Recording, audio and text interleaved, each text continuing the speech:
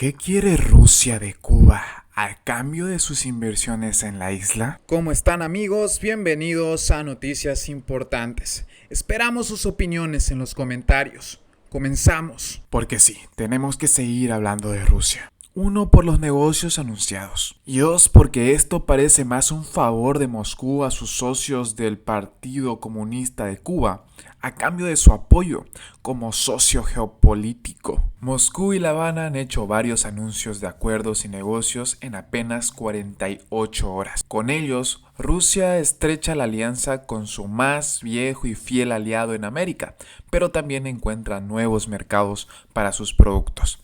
Ahora que Occidente le aplica un boicot por la invasión de Ucrania, pero sabiendo que La Habana no tiene dinero ni un socio puntual para honrar sus deudas, ¿qué garantías le pide a cambio de esos negocios el Kremlin? Boris Titov, el oligarca que dirige el Consejo Empresarial Rusia-Cuba, encargado de la reforma de la economía cubana o Cubastroika, apadrinada por Moscú, fue explícito en torno a cómo el satélite del Kremlin tendría que responder a su interés en la lejana isla. En declaraciones a la agencia rusa Interfax, que los medios oficiales cubanos no replicaron, por cierto, el encargado por Vladimir Putin de la defensa de los derechos del empresariado de su país dijo que son alrededor de 30 proyectos que deben ser desarrollados por inversionistas rusos en Cuba. Al margen de la Comisión Intergubernamental, se llevó a cabo el Foro de Diálogo Empresarial Rusia-Cuba, organizado por nuestro Consejo Empresarial. Asistieron 46 empresas rusas, y si antes del foro teníamos 11 proyectos de inversión en cartera, después de él ya había unos 30, aseguró el empresario, que acompañó a La Habana al viceprimer ministro ruso Dmitry Chernyshchenko. Entre los ejemplos que citó de esos negocios estaría el ensamblaje de carros marca UAZ en Cuba, la venta de automóviles de fabricación rusa en la isla y la creación de un centro de servicio para su reparación y mantenimiento.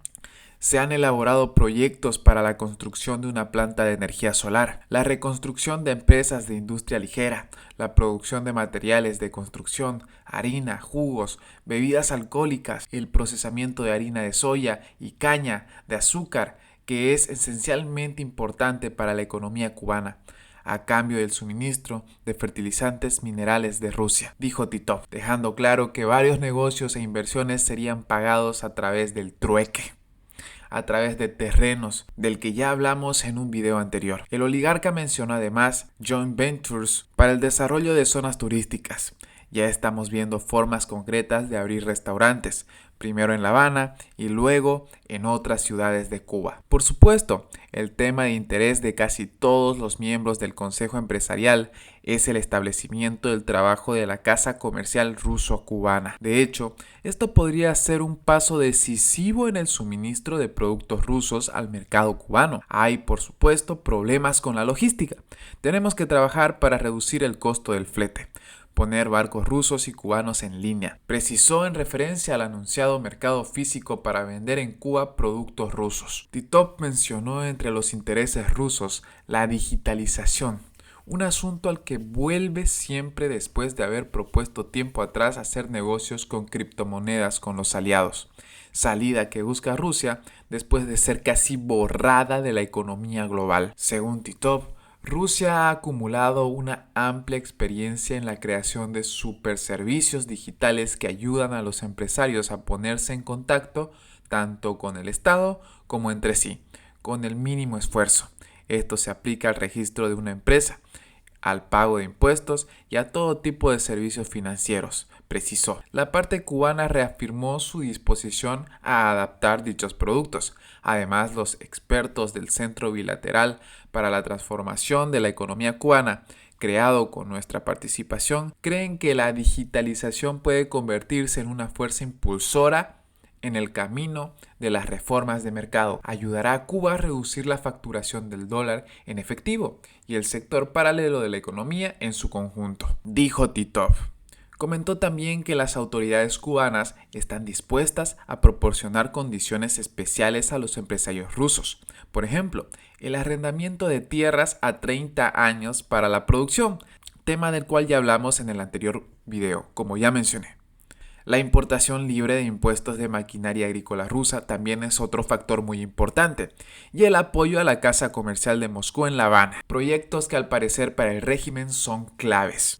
Hasta el momento, la cuestión de las preferencias fiscales, la política de personal de los empleados rusos en Cuba, incluido el derecho a contratar y despedir libremente a los empleados, el acceso preferencial de las empresas rusas a contratación pública en la República de Cuba, según una lista separada de bienes, aún no se han resuelto. Esperamos que en un futuro próximo haya progreso en estos temas. Toda la gama de preferencias se consagre en ley, subrayó Titov. Estos comentarios se suman al anuncio del jueves de que 3 bancos de Rusia decidieron abrir sucursales en Cuba y ya han presentado las solicitudes requeridas al Banco Central de la isla. Así que, señores, esto es prácticamente un hecho. ¿Podrá Rusia apoderarse de Cuba si es que ya no lo ha hecho? Patria y vida, mis hermanos.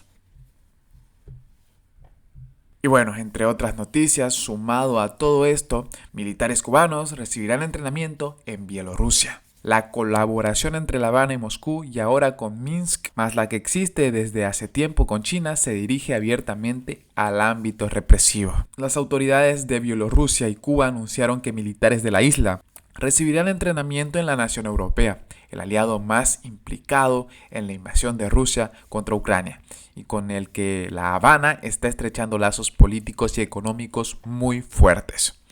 De acuerdo con la agencia oficial Belta, el jueves último se reunieron en Minsk el jefe del Departamento de Cooperación Militar Internacional y ministro adjunto de Defensa para la Cooperación Militar Internacional, Valery Rebenko, con la agregada militar naval y aérea en la Embajada de Cuba en Rusia y Bielorrusia, la coronela Mónica Milian Gómez. Según ese escueto reporte, se informa que la reunión tuvo lugar durante la 9ª Exposición Internacional de Armas y Equipo Militar MILEX.